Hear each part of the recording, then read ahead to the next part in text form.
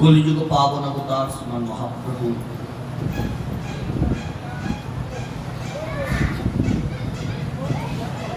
কলিহত জীবে উদ্ধার লাগে, কলিহত জীবে নিস্তার লাগে। কলির যে যুগ ধর্ম নাম সংকীর্তন,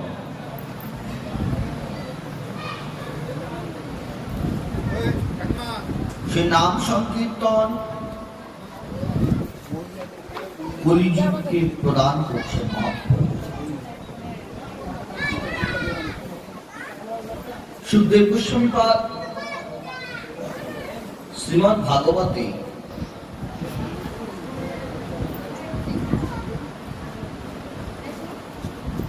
দ্বাদশ অধ্যায়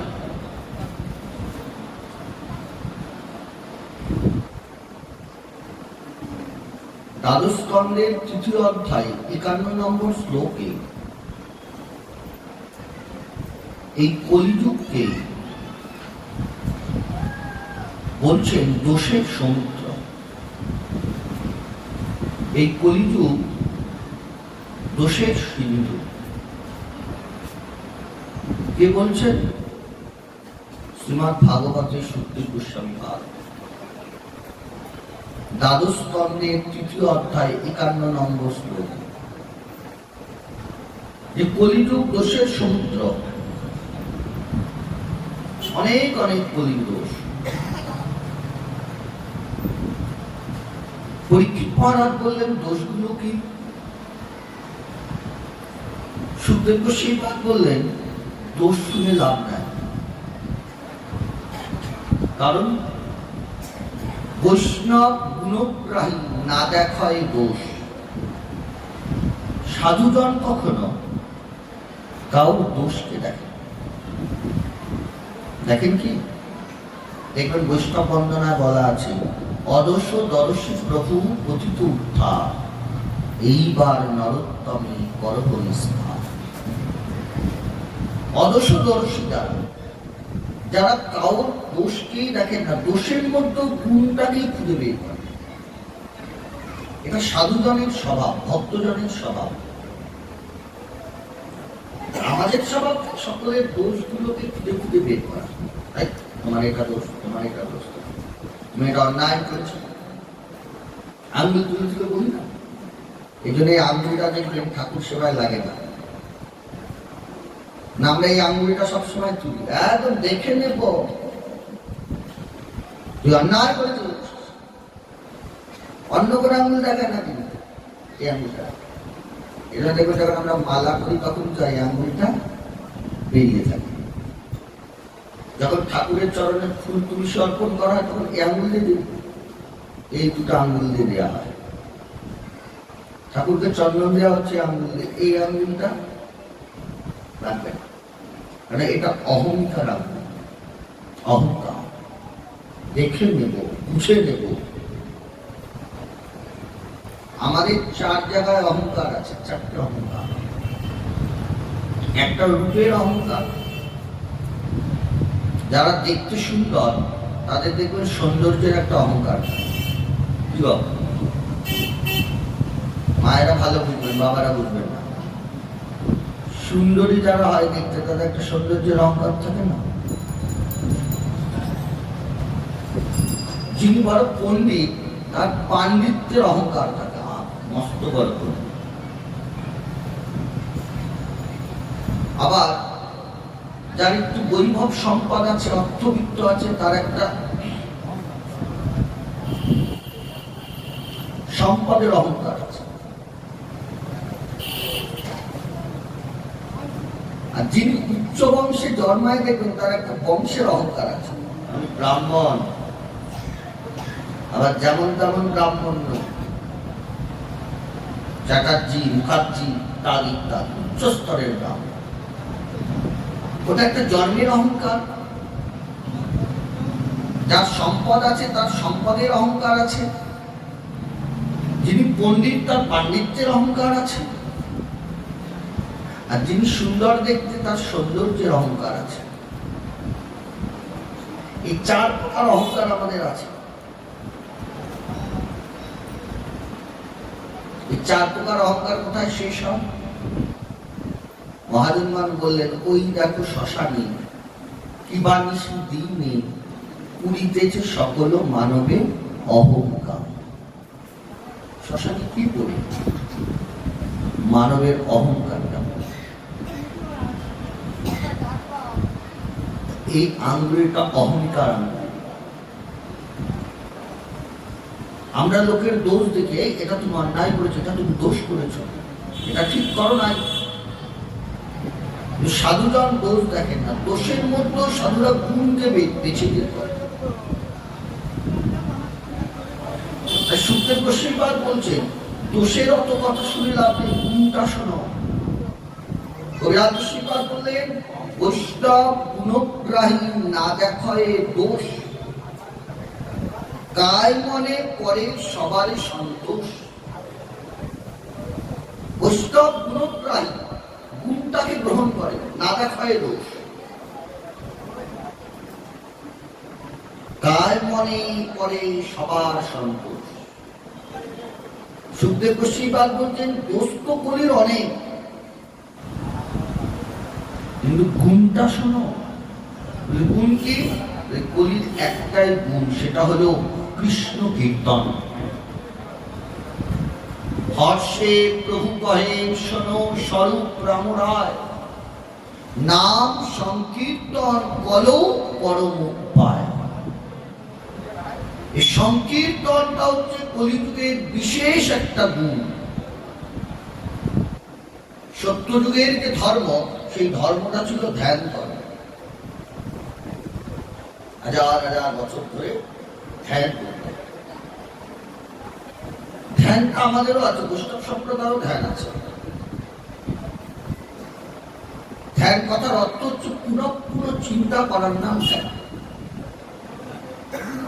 আমাদের মধ্যেও ধ্যান আছে। নরোত্তম ঠাকুর তার প্রেম ভক্তি চন্ডিকায় 5টা ধ্যানের কথা বলেছেন। ভগবানের রূপের ধ্যান করো, ভগবানের চরণ থেকে মস্তক পর্যন্ত রূপটাকে চিন্তা করো, ভগবানের গুণের ধ্যান করো। তিনি কত দয়ালু, তার কত গুণ। সেই সুদূর বৃন্দাবন থেকে হাঁটতে হাঁটতে হাঁটতে হাঁটতে হাঁটতে হাঁটতে উড়িষ্যার কটকে চলে এলেন সাক্ষী দেওয়ার জন্য। ভক্তের জন্য সাক্ষী দান করছে। আবার আজকের তিথিতেই অগ্রদীপে গোবিন্দ ঘোষের জন্য গোপীনাথ পিণ্ড দিচ্ছে। কি না করে ভক্তির জন্য। গোবিন্দ ঘোষের দোষটা কি ছিল? মহাপ্রভু মধ্যাহ্নকালীন ভোজন করেছেন।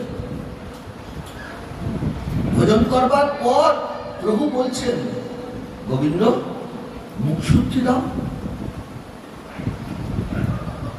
গোবিন্দ বলেন, দাঁড়াও প্রভু দিচ্ছি। গোবিন্দ দূরের গ্রামে গেছেন, গিয়ে ভর্তুকি এনেছে। ভর্তুকিটাকে 2 খণ্ড করে 1 খণ্ড মহাপ্রভুকে দিয়েছেন, আরেক খণ্ড গোবিন্দ রেখে দিয়েছে। মহাপ্রভু ভর্তুকিটা মুখ শুদ্ধি করেছেন। পরের দিন ভোজনান্তে মহাপ্রভু আবার গোবিন্দকে বলছেন, গোবিন্দ মুখ শুদ্ধি দাও। গোবিন্দ তাড়াতাড়ি আগের দিনের যে ভর্তুকিটা রেখেছিলেন ওটা বের করে মহাপ্রভুর হাতে দিয়েছেন। মহাপ্রভু ভর্তুকিটা মুখে দিয়ে বলছেন, গোবিন্দ কালকে তখন মুখ শুদ্ধি চাইলাম, একটু দেরি হল, আজকে এত তাড়াতাড়ি কি করে দিল? আর অন্তর্যামী গৌর তিনি কি জানেন না? তথাপি জিজ্ঞাসা করছেন জগৎ শিক্ষার জন্য।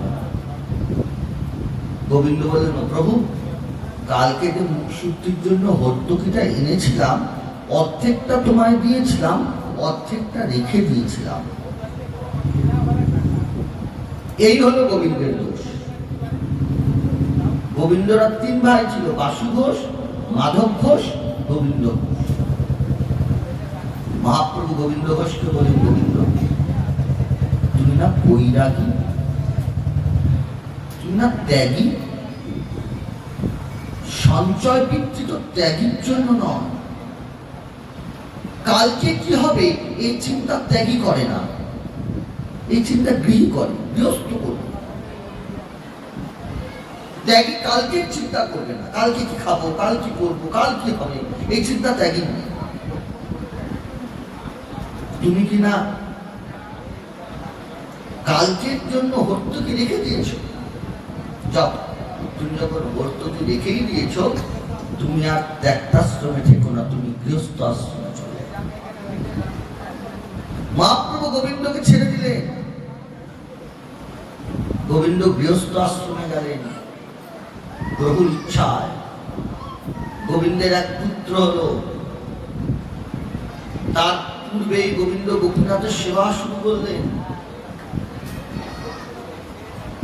কিছুদিন পর তার স্ত্রী বিয়োগ হয়ে গেল, আরো কিছুদিন পর তার পুত্র বিয়োগ হয়ে গেল। গোবিন্দ গোপীনাথের চরণ তলে পড়লেন, প্রভু স্ত্রীকে নিলে, পুত্রকে নিলে, আর কিছুই তো নেই। প্রভুর চরণ তলে পড়ে আছেন একদিন, দুদিন, 3 দিন। হঠাৎ গোবিন্দ ঘোষ শুনতে পাচ্ছেন কে যেন বলছে, গোবিন্দ একটা ছেলে মরে গেলে আরেকটা ছেলেকে না খাইয়ে কেউ মারি?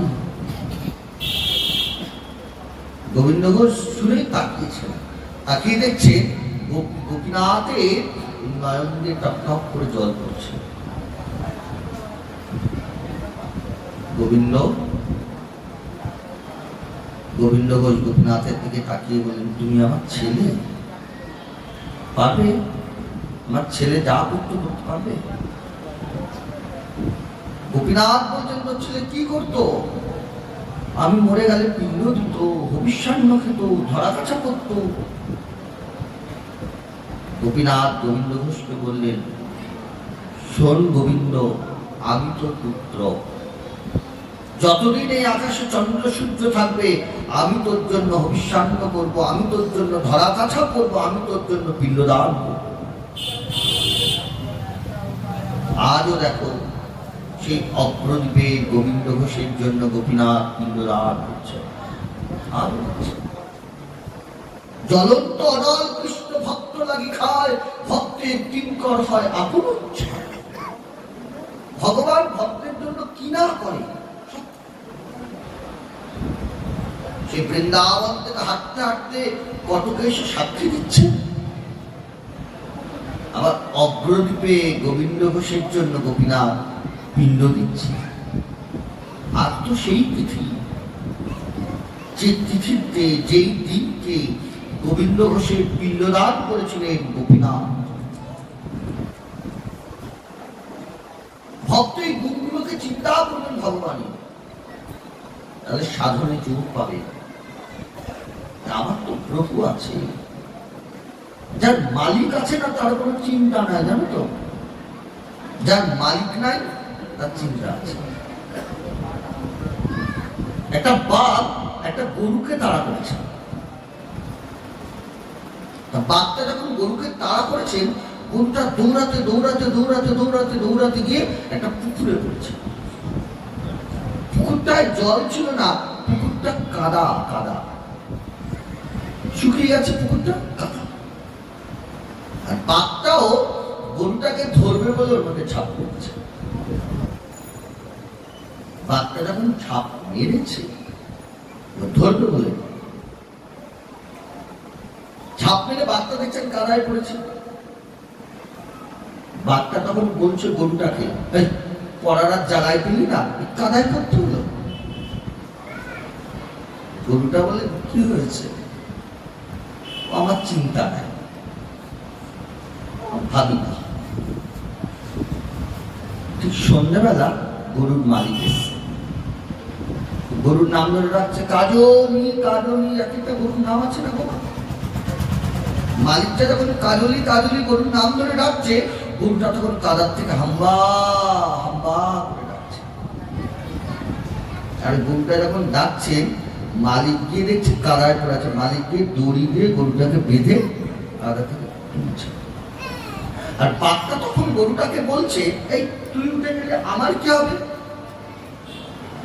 আমার কি হবে? গরুটা বলছে, আমার মালিক আছে, আমি কাদা থেকে উঠে গেলাম, তোর তো মালিক নাই।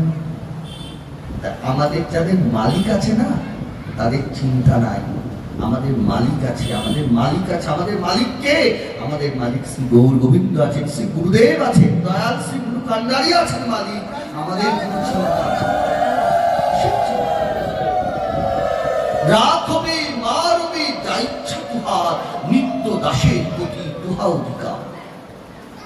গরুর মালিক ছিল, মালিক যেমন সময় মতো গরুকে ঠিক কাদা থেকে তুলে নিয়ে বাড়ি গিয়ে জল দিয়ে তুলে আবার খাবার দিচ্ছে। কিন্তু বাঘটা কি হলো? মালিক নেই, বাঘটা কাদাতেই পড়ে। আমরা যারা সদ্গুরুর চরণাশ্রয় করেছি, নামমালাকে হাতে নিয়েছি, গুরু গৌরাঙ্গের সেবা করছি, তাদের তো একজন মালিক আছে, মালিক আছে না? এবার রাস্তা দিয়ে যে কুকুরগুলো ঘুরে বেড়ায় না, সেই কুকুরগুলোকে চেনা যায় রাস্তাটা। আবার বাড়িতে বড়লোক বাড়ির কুকুরগুলো থাকে, তাদেরকেও চেনা যায়। কি করে চেনা যায়? বড়লোক বাড়ির কুকুরের গলায় দেখবেন মোটা বেল্ট আছে, আছে না?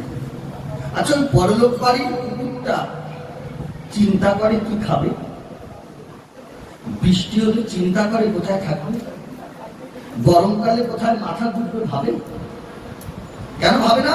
বড়লোক বাড়ির কুকুরটা জানে আমার মালিক আছে, আমার গলায় বেল্ট আছে। যাদের গলায় এই তুলসীর মালারূপী বেল্ট আছে না, তাদের চিন্তা করতে হবে না কি খাবা, কি পরবা, কোথায় থাকবা, মালিক আছে। রাখবি, মারবি, যা ইচ্ছা, নিত্য দাসের প্রতি তুহা অধিকার। আমাদের প্রভু আছেন, আমাদের মালিক আছেন, একল ঈশ্বর কৃষ্ণ। আর সব ভৃত্য যারে দইছে নাচাই, সে দইছে করে নিত্য। একল ঈশ্বর কৃষ্ণ, প্রভু আছে, আমার মালিক আছে। এই জগতে আমরা কেউ মালিক নই, সবাই কর্মচারী, সবাই ভৃত্য, মালিক তো তিনি। সেই মালিকের ধ্যান করো, মালিকের গুণকে চিন্তা করো, কত গুণ তা। ভক্তের জন্য সাক্ষী দিচ্ছেন, ভক্তের জন্য পিণ্ড দিচ্ছেন, ভক্তের জন্য কামান তুলে যুদ্ধ করছেন, কি না করেন ভক্তের জন্য। জ্বলন্ত অনল কৃষ্ণ ভক্তের লাগি খায়, ভক্তের কিঙ্কর হয় আপন ইচ্ছায়। অখিল অনন্ত ব্রহ্মাণ্ডের মালিক, তিনি অর্জুনের রথের সারথি। ভাবা যায়? শুধু অর্জুনের রথের সারথি নয়, আমাদের প্রত্যেকের জীবন রথের সারথি তিনি।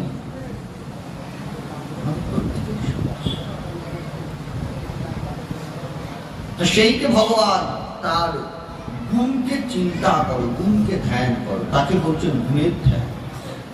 নরোত্তম ঠাকুর তার প্রেম ভক্তি চন্ডিকায় বলছেন, সাধক 5টা ধ্যান করবে। এক রূপের ধ্যান, গুণের ধ্যান। ভগবানের গুণের কথা চিন্তা করলে মনে জোর আসবে, ভরসা আসবে। আমার প্রভু আছে, চিন্তা কি আছে? আমার মালিক আছে, আমার কোনো চিন্তা নেই। তার চরণ আত্মসমর্পণ করে রাখো, তিনি দেখে নেবেন।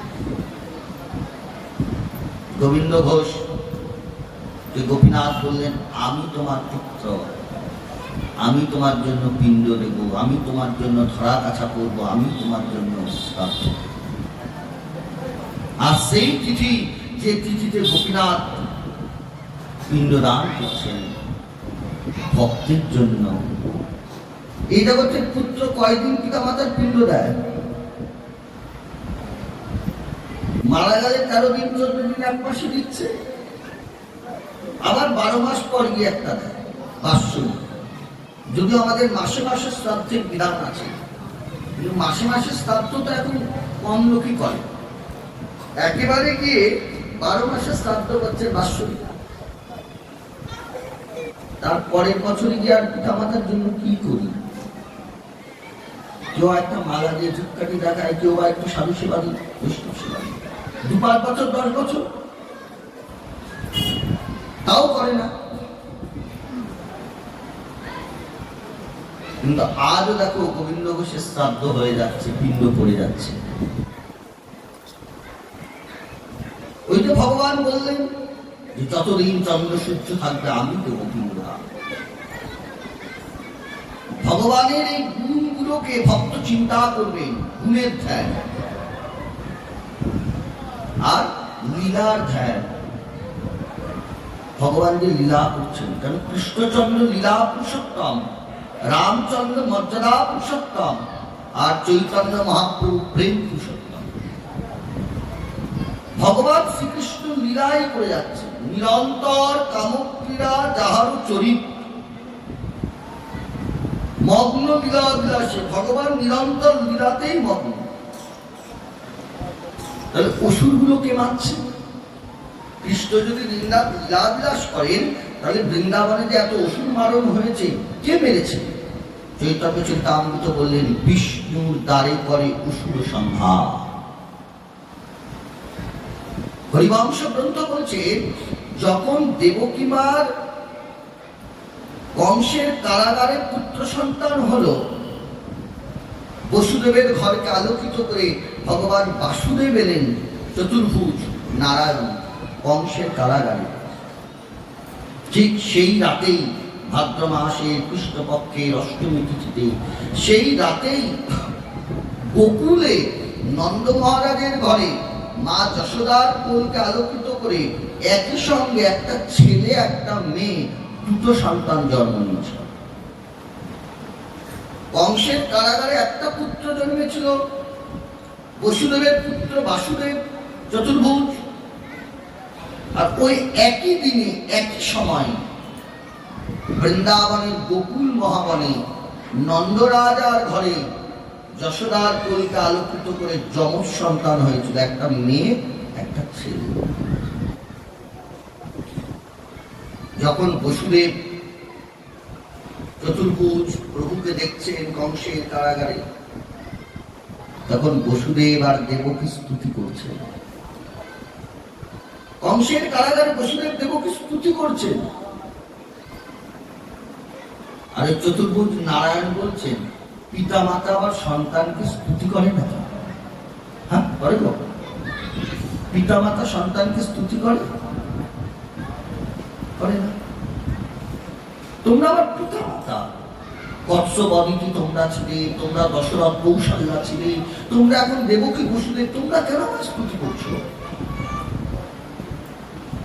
যখন দেবকী মা বলছেন, বসুদেব পিতা বলছেন, পুত্র যেই রূপ হয় তুমি তো সেই রূপে নাই, তুমি তো শঙ্খচক্র গদাপদ্ম চতুর্ভুজ বিষ্ণু। বসুদেবের ঘরে এসছেন বাসুদেব নারায়ণ, স্তুতি করছি, তুমি বালক স্বরূপ হও। দেখতে দেখতে সেই বসুদেবের পুত্র বাসুদেব চতুর্ভুজ নারায়ণ একটা বাচ্চা ছেলে হয়ে গেল। যেই বালক হয়েছে, হরি বলছে আমাকে এক্ষুনি এই কংসের কারাগার থেকে বের করে রেখে এসে গোকুল মহাবনে নন্দরাজার বাড়িতে। বসুদেবের হাতে তখন শৃঙ্খল, পায়ে শৃঙ্খল। বসুদেব বললেন আমি কি করে নিয়ে যাবো? দেখছো আমার পায়ে হাতে শিকল বাঁধা কারাগারে। ভগবান বললেন আমাকে তো তোলো। যেই বসুদেব বাচ্চা ছেলেটিকে তুলে বুকে নিয়েছেন, বুকে নেওয়ার সাথে সাথে বসুদেবের হাতের থেকে শিকল দুটো খুলে গেল, পায়ের শিকলটা খুলে গেল। পরীক্ষিত মহারাজ সুখদেব গোস্বামী ভাগবতের 10ম স্কন্ধে জিজ্ঞাসা করছেন যে ওই মোটা মোটা হাতের শিকল কংস যাকে শিকল দিয়ে বেঁধে রেখেছিল বসুদেবকে, ওই বাচ্চাটিকে কোলে নেওয়ার সাথে সাথে হাতের শিকল পায়ের শিকল খুলে গেল। নজরুল ইসলাম গান রচনা করলেন, টুটিল আ গল নিখিল পা গল, টুটিল আ গল, খুলে গেল তার অর্গলগুলো, দরজা খুলে যাচ্ছে, হাতের শৃঙ্খল পায়ের শৃঙ্খল খুলে যাচ্ছে, নিখিল পা গেল। জন্মাষ্টমীর দিন আমরা পাগল হই না? কেন পাগল হই? আমার প্রভু আসছে, আমার প্রভুর জন্মতিথি। নিখিল পাল যে বসুদেব বাচ্চাটিকে কোলে তুলেছে, কোলে তোলার সাথে সাথে বসুদেবের পায়ের শৃঙ্খল খুলে গেল, হাতের শৃঙ্খল খুলে গেল। সুখদেব গোস্বামী সিদ্ধান্ত দিলেন, ভগবানকে কেউ যদি হৃদয়ে ধারণ করেন তার হাতের পায়ের শৃঙ্খল খুলে যায়। কিসের শৃঙ্খল? আমাদের প্রত্যেকের হাতে পায়ে শৃঙ্খল আছে না গো বাবা? কই দেখা যাচ্ছে না তো? রসিকল দেখা যায় না, ওটা মায়ার শৃঙ্খল, দুর্বাসনা শৃঙ্খল, কামনা বাসনা শৃঙ্খল আমরা প্রত্যেকে পড়ে আছি। আশা ছিল মনে মনে যাব মধুর বৃন্দাবনে, এই অধম রয় বাঁধনে। কার কাছে বাঁধনে আছি? মায়ার কাছে। মায়ার শৃঙ্খল হাতে পায়ে বেরিয়ে পড়ে আছে, মায়াকে আটকে রেখেছে। ভগবানকে যদি কেউ হৃদয় ধারণ করেন তাহলে মায়ার শৃঙ্খলটা, মায়ার বন্ধনটা ছিন্ন হয়ে গেল। বসুদেবের হাতের পায়ের চিকন খুলে গেল। বেরোবেন কি করে? কংসের কারাগারের দরজা বন্ধ। দেখছেন কারাগারের দরজাটাও খুলে গেল। কারাগারের পাশে যারা কারারক্ষী ছিল, পাহারা দিচ্ছিল, তারা সব ঘুমিয়ে পড়ল। বলে ভগবানকে কেউ যদি হৃদয়ে ধারণ করেন তার দরজা খুলে যায়। কিসের দরজা? কামনার বাসনার কপাট দুটো খুলে যায়। এই কামনা বাসনার কপাটে আমরা আটকে আছি। কত কামনা, কত বাসনা, জীবনের কত কামনা, কত বাসনা। এটা চাই, ওটা চাই, এটা দরকার, এটা হলো না, এটা পেলাম না। মাঝে একবার হিসাব করে দেখো কি কি পেয়েছো আর কি কি পাও নাই। খাতা নেবে, জীবনে কি কি পেয়েছো লিখবা, আর জীবনে কি কি পাওনি লিখবা। দেখবা পেয়েছিটা বেশি হবে, পাইনি এটা কম হবে। আমরা অনেক কিছু পেয়েছি, তথাপি ভগবানকে দোষারোপ করি, এটা পেলাম না, এটা পেলাম না, এটা একটা হয়তো পাই নাই, 99টা পেয়েছি। পাওয়াটাই আমাদের জীবনে বেশি, না পাওয়াটা কম। কিন্তু আমরা ভগবানের কাছে এসে গেলে কি চাই? নামযজ্ঞ হয়, দেখবেন নামযজ্ঞে কি বাতাসা ছিটানো হয়। তোমাদের এখানে হয় কিনা জানি না, মা অনেক জায়গায় হয়, উনি বাতাসা। কেন? সব আগের দিন মানুষ করে, আগের বার মানসিক করে রেখেছে, যদি ছেলে চাকরি পায় দেবো, কোনো নাতি করে দেবো, কোনো যেন আমাদের আচার্য ঘর বলে মানুষের বাতাসা খেতে না, লুটের বাতাসা। কারণ এক একজনের মনের এক এক প্রকার বাসনা পূরণার্থে তিনি ছেড়াচ্ছেন, তাই না? কার কত রকম, কার কঠিন ব্যাধি হয়েছিল, তাই মানসিক করে রেখেছিল আমি ব্যাধি মুক্ত হলে 5 কিলো বাতাসা ছেটাবো। ওই যে ছিটাচ্ছেন, সে তো ভগবানের কাছে চেয়ে রেখেছে। শুদ্ধ ভক্ত ভগবানের কাছে এই জগতের কিছু চায় না। শিক্ষাষ্টকে 4th শ্লোকে মহাপ্রভু বললেন, ধনজন নাহি মাগি কবিতা সুন্দরী, শুদ্ধা ভক্তি দেহ মোরে কৃষ্ণ কৃপা করি। ভক্ত ভগবানের কাছে গিয়ে বলবেন আমায় টাকা দাও, বলে? কোনো ভক্ত বলে ধন দাও? ধন জন নাহি মাগি, হে প্রভু আমি তোমার কাছে কিচ্ছু চাই না। কিন্তু অভক্তের হৃদয় কত কামনা, কত বাসনা। ভগবানকে যদি কেউ একবার হৃদয় ধারণ করেন তাহলে কামনা বাসনার কপাটটা খুলে যায়, কারাগারের দরজা খুলে গেল। যেমন আমাদের কামনা বাসনার দরজাটা খুলে যাবে। আর কারাগারের দরজায় পাহারা দিচ্ছিলেন কারা? কারারক্ষী, শত্রু। আমাদের এই দেহের 6 জন শত্রু আছে, কাম, ক্রোধ, লোভ, মোহ, মদ, মাৎসর্য। যেই ভগবানকে তুমি হৃদয়ে ধারণ করবে, এই 6টা শত্রু ভুলে। নরোত্তম ঠাকুর তার প্রেম ভক্তি চন্ডিকায় বললেন, কি বাসে করিতে পারে কাম ক্রোধ সাধকের, যদি হয় সাধুজনার সঙ্গ। কি করবে কাম ক্রোধ? কি বাসে করিতে পারে কাম ক্রোধ সাধকের, যদি হয় সাধুজনার সঙ্গ। যে কাম ক্রোধ তোমাকে ভজনে বাধা দিচ্ছিল, সেই কাম ক্রোধকে ভজনে লাগিয়ে দাও। কামনাকে কি করে ভজনে লাগাবো? নরোত্তম ঠাকুর বললেন কাম কৃষ্ণ সেবার পরে, কামটা গোবিন্দের সেবায় লাগিয়ে দাও। কৃষ্ণ সেবা কামনা, কৃষ্ণ সেবা বাসনা।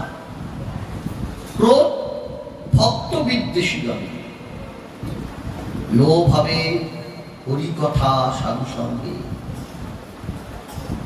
এই রিপুগুলো সব ঘুমিয়ে পড়বে কখন? যখন ভগবানকে তুমি হৃদয়ে ধারণ। কাম ক্রোধ লোভ মোহ মদ মাশ্চর্য সব নিদ্রিত। বসুদেব কি করলেন? দেখলেন কারারোগ ঘুমিয়ে পড়েছেন, কারাগারের দরজা খুলে গেছেন, আর বসুদেবের হাতের পায়ে শৃঙ্খল খুলে গেছেন। বসুদেব তার পুত্রকে কোলে নিয়ে ছুটছেন। কোথায় যাচ্ছেন? ওই নন্দ রাজার বাড়িতে রাখতে। ভগবান বলে দিলেন না যে আমাকে বকুলে রেখে এসে নন্দ বাবার বাড়ি, আমাকে রেখে আসবে। ওখানে একটা মেয়ে একটা ছেলে হয়েছে, যমজ সন্তান, মেয়েটাকে নিয়ে চলে আসবে। বসুদেব নিয়ে গিয়ে যখন নন্দালয় রাখলেন,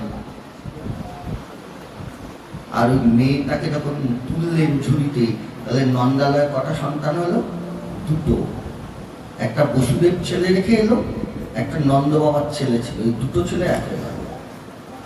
বসুদেবের ছেলেকে বিষ্ণু নারায়ণ, আর নন্দ বাবার ছেলে লীলাবিলাস কৃষ্ণ। যখন অসুর মারণ কার্য হয় তখন বসুদেব পুত্র বাসুদেব অসুর মারে, আর যখন লীলা করা হয় তখন নন্দ রাজার ছেলে কৃষ্ণ লীলা করেন। একই সঙ্গে রয়েছেন।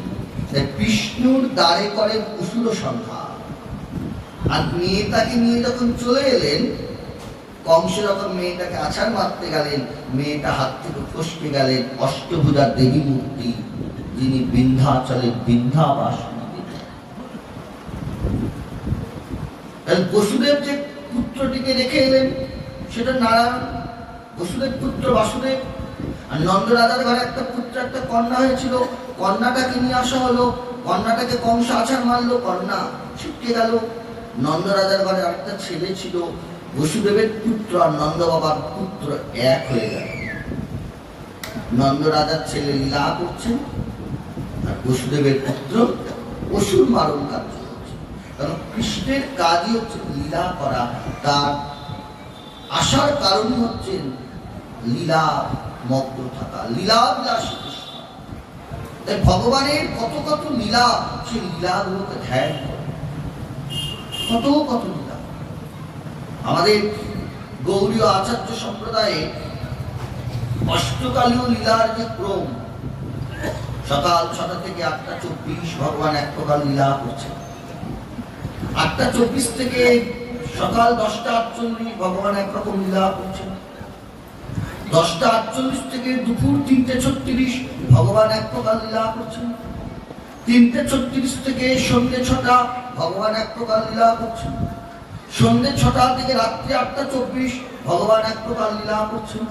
রাত্রি 8:24 থেকে রাত্রি 10:48 ভগবান এক প্রকার লীলা করছেন। রাত্রি 10:48 থেকে রাত্রি 3:36 মহারাস লীলা হচ্ছে। রাত্রি 3:36 থেকে আবার সকাল 6টা, এই অষ্টকালীয় লীলা চলছে। এই লীলাকে চিন্তা করো, কত কত লীলা কৃষ্ণ। তাহলে প্রথমে রূপের ধ্যান করতে বললেন, তারপরে বললেন গুণের ধ্যান, তারপরে বললেন লীলার ধ্যান, তারপরে বললেন সেবার ধ্যান। ভগবানের সেবা চিন্তা করে, ভগবানের সেবার ধ্যান, সেবার ধ্যান আর নামের ধ্যান। ভগবানের অনেক নাম দেখবেন, 108টা নামের মধ্যে আছে না, অনন্ত রাখিল নাম অন্ত না পাইয়া। কৃষ্ণ নাম রাখে গর্ব ধ্যানেতে জানে। তাহলে অনন্ত নামক একজন মুনি অন্ত না পেয়ে ভগবানের কি নাম রেখেছে? নাম কই? তাহলে 107টা নাম, 108টা নাই।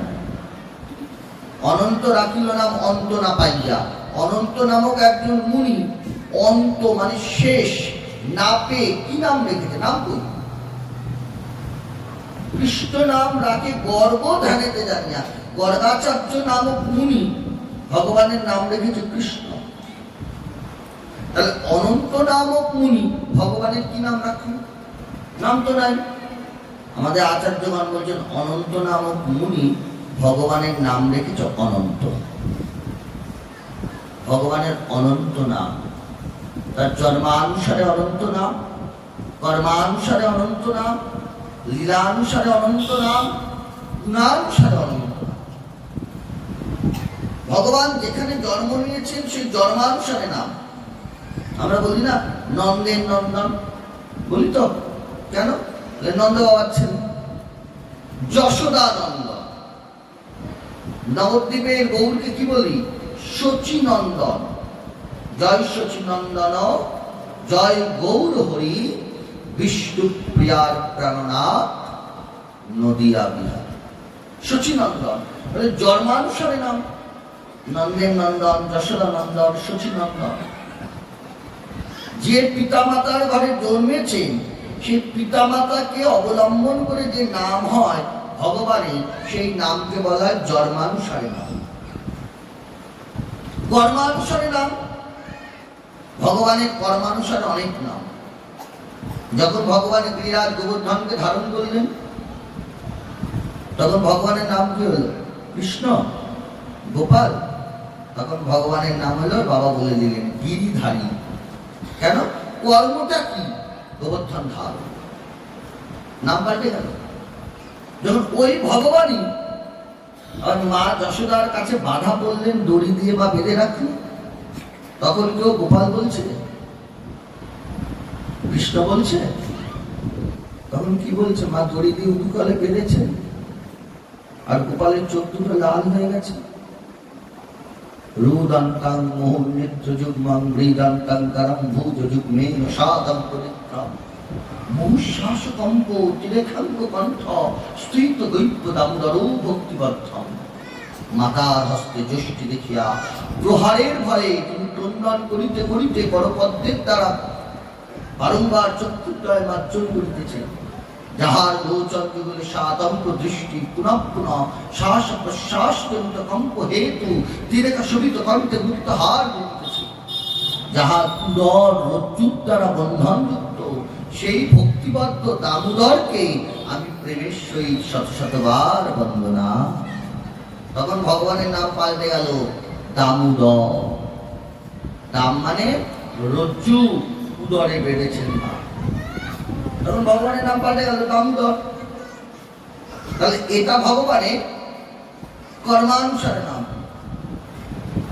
আবার গুণানুসারে ভগবানের অনন্ত নাম। যেমন গুণ তেমন নাম।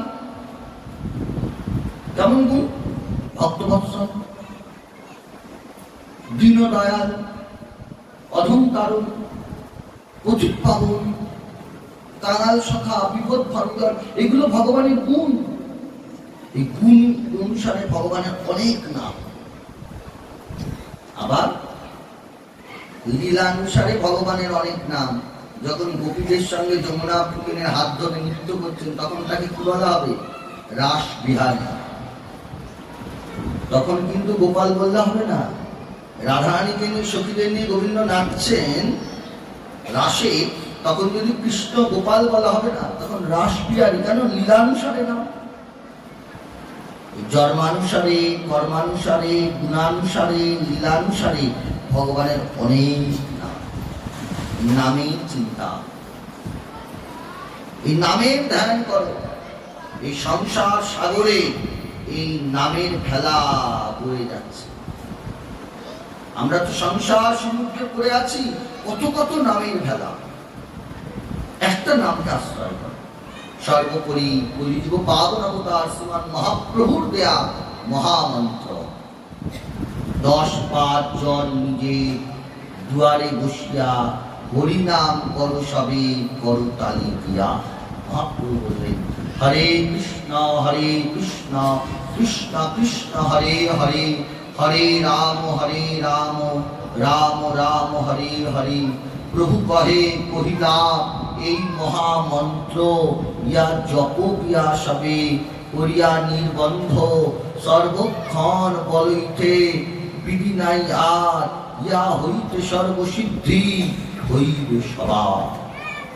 মহাপ্রভু বললেন কিচ্ছু করতে হবে না, ইয়া জপ গিয়া সবে করিয়া নির্বন্ধ। নির্বন্ধ মানে নিয়ম। আমি প্রতিদিন 1000 নাম করব, প্রতিদিন 5000 নাম করব, প্রতিদিন 25000 নাম করব, নিয়ম। ওই যে 16টা থাকে না, 4টে, একবার করে ঘুরিয়ে ঘুরিয়ে 16টার থেকে একটা করে নামিয়ে দিতে হয়। আর 16টা নামলেই কি হবে, 4টের একটাকে নামানা। তাহলে কত হলো? 25,000 নাম হয়ে গেল। আমি নিয়ম করেছি প্রতিদিন 25,000 নাম। নির্বন্ধ, নির্বন্ধ মানে নিয়ম। হরিদাস ঠাকুর প্রতিদিন নিয়ম করেছিলেন কত নাম করবে গো মা? হরিদাস ঠাকুর 3 লক্ষ। পাওয়া যায় 3 লক্ষ নাম। চৈতন্য মহাপ্রভু বলছে আমি লক্ষপতির ঘর ছাড়া খাই না।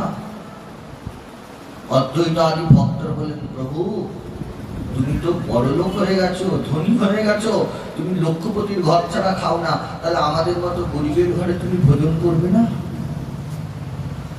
মহাপ্রভু বলেন লক্ষপতি কাকে বলি জানো? কে লক্ষপতি জানো? ভক্তরা বলেন প্রভু লক্ষপতি কে? কাকে তুমি লক্ষপতি বলছো? মহাপ্রভু বলছেন যে প্রতিদিন 1 লক্ষ নাম করেন তিনি লক্ষপতি।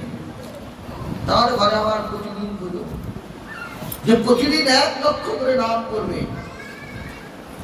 1 লক্ষ নাম মানে শুধু মালাতে নয়, মালাতে 1 লক্ষ নাম করছি আর মন রয়েছে এদিক ওদিক সেদিক। লক্ষ্যটা পতিতে রেখে নাম করতে হবে। পতিকে ধন মোর নিত্যানন্দ, পতি মোর গৌরচন্দ্র, প্রাণ মোর যুগল কিশোর, অদ্বৈত আচার্য বল, গদাধর মোর কুল, নরহরি বিলাস পতি মোর গৌরচন্দ্র। নাম করতে করতে নামীকেই চিন্তা করা, নাম করতে করতে ওই নামীর লীলাতেই নিজেকে ডুবিয়ে রাখা, তাহলে হবে না। এদিকে নাম করছে,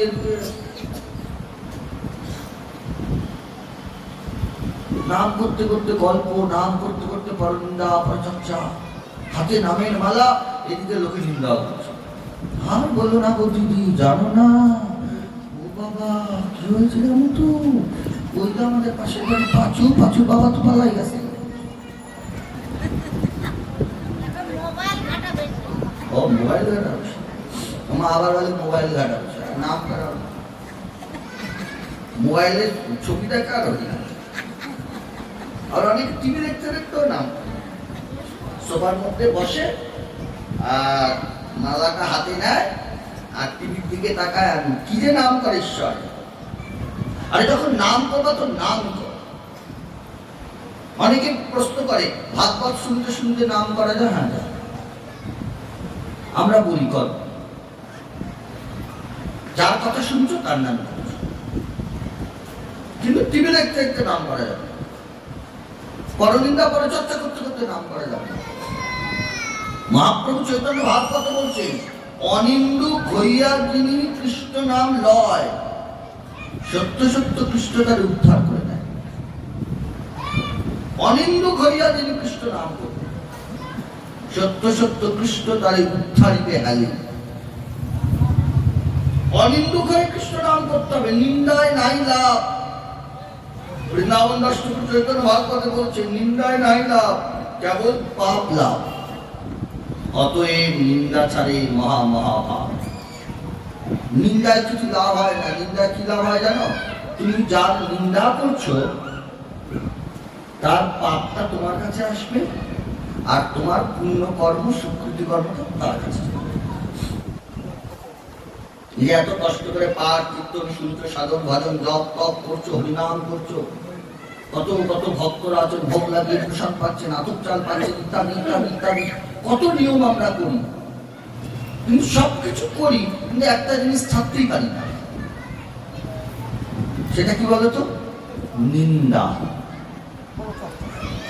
পরচর্চা, পরনিন্দা, এটা ছাড়তে পারি না। এতে কি হয়, আমার যে ভজন, আমার যে জপ তপ, আমার যে স্বীকৃতি, আমার যে পুণ্য, সেগুলো তার কাছে চলে যাবে। আর তার যত অপকর্ম, দুষ্কর্ম, কুকর্ম সব আমার কাছে চলে আসে। এর দ্বারা নিন্দা করলে কি হয়, যার নিন্দা করছে তার পাপস্খলন হয়ে যায়। তুমি ধরো রামের নিন্দা করছো, রামের পাপস্খলন হবে, তোমার কাছে উল্টো পাপটা চলে আসে।